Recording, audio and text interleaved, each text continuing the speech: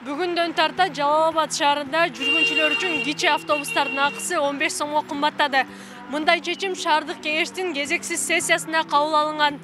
Ал эми сессияда окуучуларга 5 сом жана пенсионерлерге 8 сом боюнча жол акысы калтырылган. Эл өкүлдөрү мындай чечимди күйүүчү майдын баасынын жогорулагандыгы жана ошондой эле унаа тетиктеринин кымбаттагандыгын эске алуу менен кабыл алган. Эми бул тариф боюнча биз көтөрүлгөндөн кийин албетте бул айдоочулар тарабына талаптар коюлду. Кандай талаптар?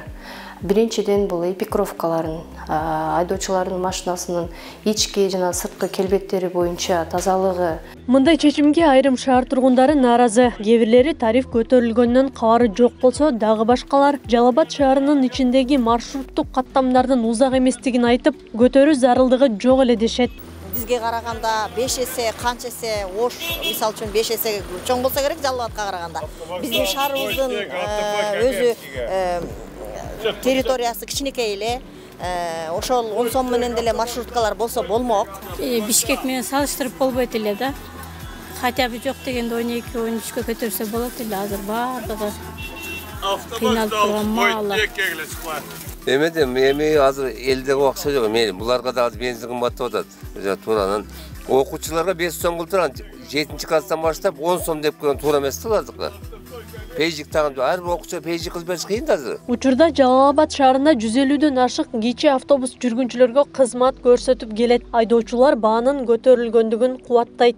Азыр көтөрүлгөн менен деле баары солярканы 60 сом куюп атасың да. Эсептеп көрсөң, базарга келсең бул шопур экен деп эски баада бербейт да бизге, чынбы? Ошол эле темада. Азыр бизде актаган жок азыр. Биз азыр 1,5 сомдук солярка койсок, 2 сом иштесек, 500 сомго көчөдө арaba түзсөк анда жакшы иштейбиз да. Жол акынын жогорулашы менен катар айдоочуларга жана кичи автобустарды иштеткен ЖЧКларга тейлөөнү жакшыртуу милдеттендирилген.